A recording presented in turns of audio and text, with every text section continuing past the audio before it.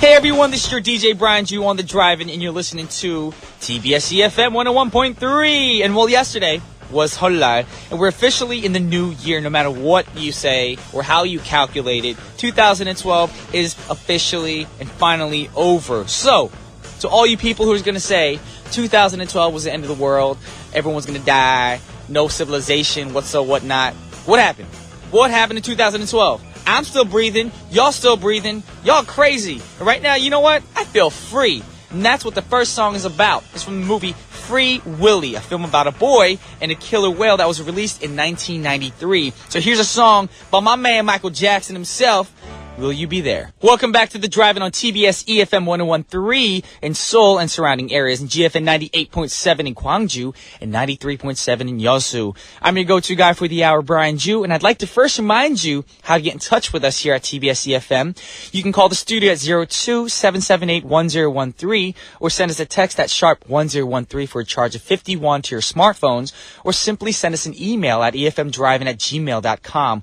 Or do what all the people are doing these days. You can tweet us at EFM Drive-In. Remember, all the song requests must be from a film or a TV show. It can't be any pop track that you want to do or listen to, or any Brian Jew song that you want to listen to, even though I allow it. The producer and the writer won't allow it. Yeah, they're kind of messed up. Anyways, now it's time for the scene of the day.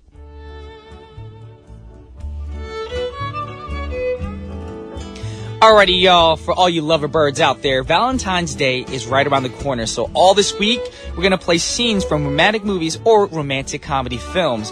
And today's scene comes from 50 First Dates, starring Adam Sandler and Drew Barrymore, and released in 2004. And the two had a previous movie that they worked on in 1998 called The Wedding Singer. It's a funny, funny movie.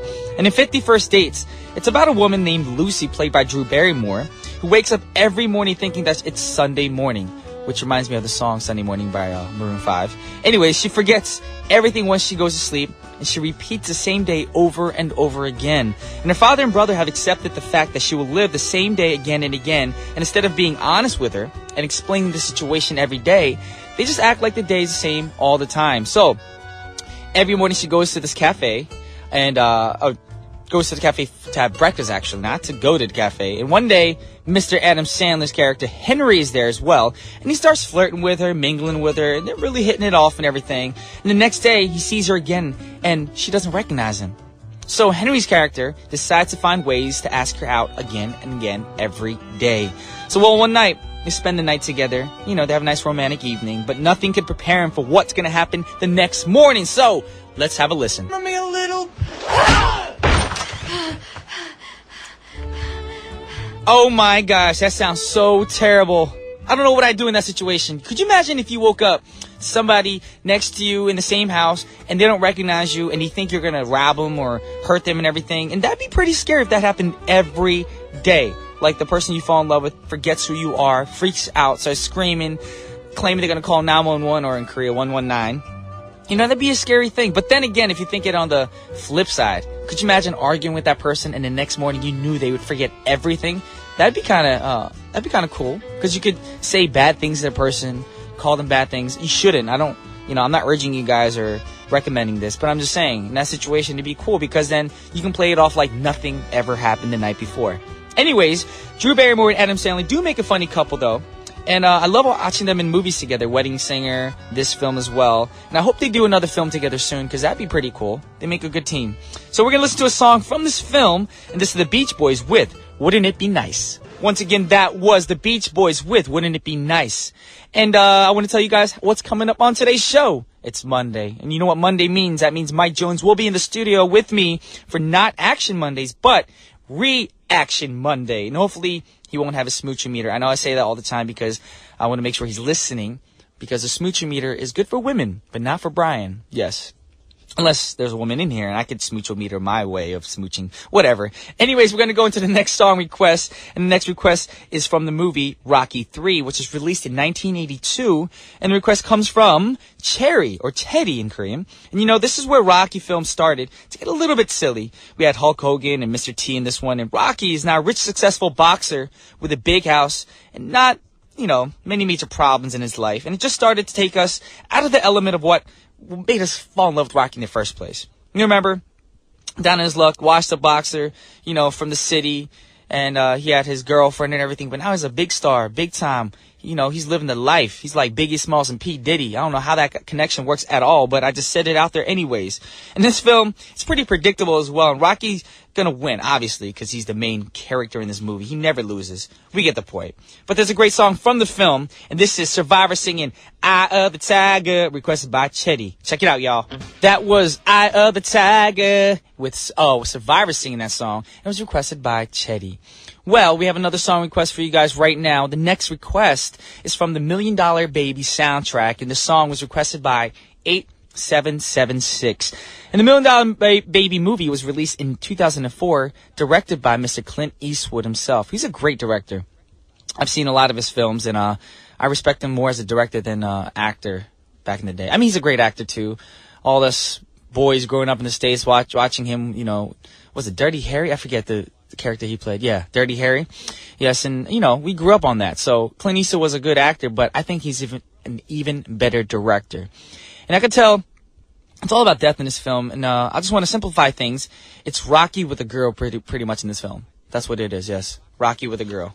That's what it is. No, I'm serious. The story is about a hard-working girl who wants to be a pro boxer, but the trainer doesn't want to train any girls. Yes, he's a sexist dude who only wants to train guys because girls shouldn't be in the rink anyway, getting punched in the face and, blood everywhere.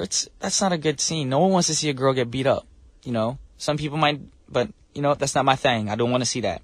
Well, later on, he puts the differences aside, and he decides to train her so she can achieve her dreams. So we're going to play a song from the soundtrack, and this is the song Blue Morgan, and it's the end song for the first half of our show from the $1 Million Baby original soundtrack. And I'll be back with Mr. Mikey Jones. Welcome back to the Drive-In for Reaction Monday with Mike JJ. Yes, I have a backup vocalist today. Whip, whip. I'm feeling very rhythmical. You know what it is, right? Because I beat Olivia on Friday. Oh, yeah, baby. Everybody's got to tune in on when Olivia's on because they need to hear the song of how awesome Michael is and how she got her butt kicked. But I'm curious on what kind of song she's going to prepare. It's going to probably sound like, I don't know, Mary Had a Little Lamb or something. No, but steal like the Mary word Had song doesn't mean you have to have a rhythmic, actual rhyme or anything. She can actually do a rap, too. She'd be like, yo, Mike Jones, you crushed me, but I'm still Olivia. Okay, now, Brian, we just got to settle something here. You're not going to make fun. You're not going to say it's okay for her to not rhyme when you said it was okay, not okay for me to rhyme. No, she's got to rhyme. Yeah, she better rhyme. As a musician, you got to rhyme. Yeah. Yes. Rhyme. So, Olivia, if you're listening, then you really need to rhyme. Yes, that's a very key point right there. Rhyme and say lots of lovely, funny things about Michael. Not funny as in making fun of Michael, but funny as in, lovey, kind of fuzzy things. Okay, because this week is Valentine's Day week. That's right. That's why love has to be in the air. That's right. And in the song. Absolutely. All right, with that said, right now, we're not going to talk about love. We're going to talk about the movie that you brought. That's right. For Reaction Monday. Reaction Monday. I went out and I was looking for a movie that would be a good kind of date flick. Figured, something that's going to make me feel all warm and fuzzy. I could be with my honey. I don't have a honey. I could be with my honey. I could be all cuddly and whatnot and watch this movie and, maybe share a tear together. And what I found was a rendition of the classic children's novel, Where the Wild Things Are. Oh, I saw the title. I never saw this film, so I was thinking, did he bring a wild movie or a, what do you call it, Animal Kingdom type movie with It's a sort of Animal Kingdom. It's like mythical animals running about the forest and whatnot. I thought it was going to be you've heard in the wild. We have the lion taming in the wild. Or something, that kind of movie. I was like, that's more like a documentary. No, I didn't bring any documentary. This is actually a story. Brian, have you, as a child, did you read this story? Where the Wild Things Are? Yeah. Did your mom read this to you? No. Wait, is this the new version with the animated version? No, this is the animated version with the new version. No, this is not animated. Brian, you're confusing me. No, this is in 1976 or something. 1976, a guy named Maurice Sendak. I think I'm pronouncing his name right. Maurice Sendak drew and wrote a children's book that's super famous called Where the Wild Things Are. Okay. And this is finally they got around to making a version of the movie. I think there was an animated version a long, long time ago, so maybe that's what you are referring to. So this is not a animated film? No, this is live action. Oh, okay. Yeah, with big furry Muppets running through the forest. So when did this come out? What year? 2010, I think. 2010. Yeah, no, okay. you're putting me on the spot there. I didn't actually check that. Now, what's the story about? The story, here it is. It's a story about Max, a very imaginative and slightly wild young boy. Now, Max loves to play and imagine and get into imaginary wars and kinds of fights and attack his dog and whatnot. That's mean. Yes. I'm calling Peter. But Max's feelings get hurt very easily. So he's a very sensitive young boy, kind of like you, Brian. One day... Stop it! Oh, sorry. One day, he gets very angry at his mother, and in his temper tantrum, he bites her shoulder and then runs away. Oh, that's disgusting. I know. Now, here's the thing. You got problems, He goes kid. running around the neighborhood wearing a wolf suit. And biting his mom on the shoulder. So if I were wearing a wolf suit running around, people would probably throw me in jail. But this little kid, he gets to run around. It's really unfair. Anyway, I call that rabies. He's running around, and he goes like running through the forest and stuff, and kind of he finds this imaginary little sailboat. Oh. Okay, so he gets into the, smart kid, right? Gets into the imaginary sailboat. With a tiger? No, this is not Life of Pi. Life of Pi. No, but I did think about Life of Pi, and I was watching, I was going, Life of Pi totally ripped off from this story.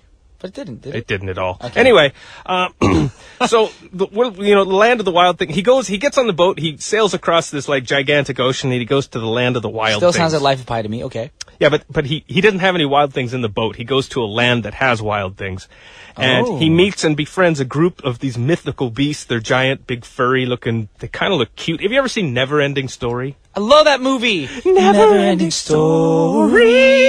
Yes. Na, na, na, na. It's kind of the same thing. You know that big flying thing? It's got the woolly, furry that face. That big furry thing looks like my dog. Well, don't you just want to hug that thing? I love that thing. Yeah, man. That's why I got my dog. I was like, anyway, that's a great show.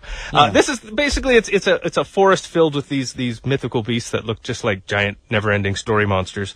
And together they romp and play until things, kind of get troublesome. Like they're really good friends, and then there's some drama comes in. There's always drama. Always drama. Always drama. They give Max the king. They say, you're the king of us. And they find out that he's actually not a king, and it gets them all upset. And anyway, basically it comes to this kind of crescendo where Max is left with a decision that will ultimately change both his own life and the life of his wild, hairy friends.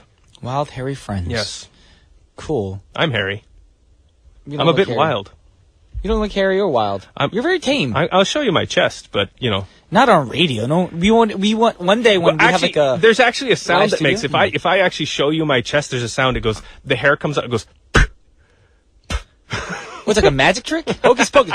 You pull it out, and all the hair just goes. That sounds like your punchometer, kind of. Is that how you got it? Because your chest hair. Oh, I spent too many hours alone in front of the mirror. Anyhow. All right, so let us know who is in this film. Who is in the film? Actually, there's the little kid is kind of, well, I've never seen him before, so I thought he wasn't worth mentioning. But everyone's worth mentioning. Sorry, little kid from this film, if you're listening. The little kid is Max. He's played by a kid. But the voices are the really, they're the heroes of this story. So let us know do you know James Gandolfini from The Sopranos? Gandalf. No, not Gandalf. This is Gandolfini from the mafia movie, The Sopranos, the Isn't HBO that a series. TV show? Yeah, where he kills people all the time. It's great. Yeah, from Jersey. Right. James I'm Gandolfini. from Jersey, I know. He's like missing a tooth. He's awesome. James Gandolfini. He plays the main wild man, wild thing. Hey, I just realized, Ong Ni, if you're listening, am I speaking too quickly? Now I'm slowing down. I just remember that Did sometimes... you get a tweet from No, somebody? I just remember like Only texted in one time and said, hey, you speak too fast, so I'm trying to slow down to make it a little more How about try like Jason? understandable. Jason on Tuesdays is very chill. Hello, my name is Michael. Okay, we're talking about the actors in the film. No, I can't do that. Okay. No, I can't do that at all. He is the Jason's, man. you're listening. Jason's listening. He stopped by the studio. He's outside listening. Would you let me finish, Brian? Okay, so you're who's always in this standing movie? in the way, taking up my time. I'm really upset. Okay. I will cut you. Now go ahead. Come on, I'm just kidding, man. I love you. All right. All right. Hey, Chris Cooper's in this movie. He's one of my favorite actors. He was in America. Yeah, exactly. Nobody knows my favorite actors. What's up with that? Chris Cooper. He was in American Beauty. He was in the movie Adaptation, and he was in the movie Great Expectations. Wait, is he that skinny dude that has the binoculars next door? Yes, in American Beauty. Oh, yes. Yeah, no, he's not the young guy. He's the dad. He's the Marine dad in American Beauty. Oh, Kinda okay. tough-looking, Dad of Chris Cooper. He's great. All right, Chris Cooper is the dad. I said dad of Chris Cooper. Yeah. You know, I know what you mean. You know, all right, I know. I'm confusing myself. Thanks for coming out. All right. All right. Hey, and then it also stars the voice of Catherine O'Hara, who everybody knows as the mom from Home Alone. Kevin! Okay. You're going to not get any presents. It was directed by Spike Jonze. Okay. Not in any way related to Mike Jones at all. Mike Jones, Jones. Spike Jonze, Jonze. Well, actually, Spike Jonze is spelled like Spike Jonze. So creative. Yes. You know, really creative. Like you switch the two letters around and change it to a Z. I will poke a pencil in your eyeball. Now, go ahead. Three Kings. He directed Three Kings adaptation, Being John Malkovich, which was a very cool show. I didn't see that, so don't give me No, the I ending, won't. please. It's great. Okay. It was also written by a fairly famous author named Dave Eggers.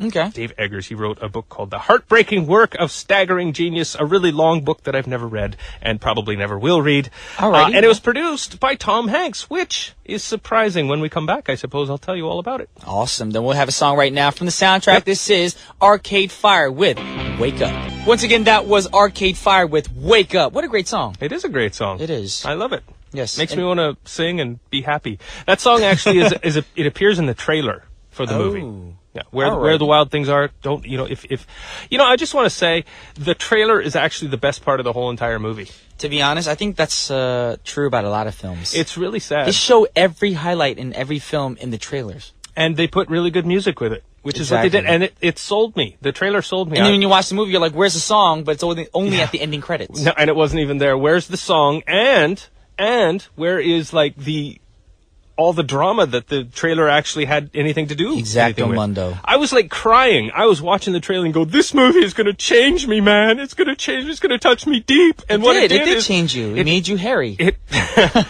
turned me into a angry, grumpy man. It was, I don't want to say that I hated it, because I didn't hate it. There were definitely some good parts. But overall, what a disappointment. Really? Yes. I thought you brought this movie because it's going to be good ratings, but then I realized ratings could be bad, I have some good things to say about it. I really do, because there are some definitely interesting things to say about it. Give us some good points about this film. Some good points about the movie. It is a movie version of the classic story, which is good. Mm-hmm.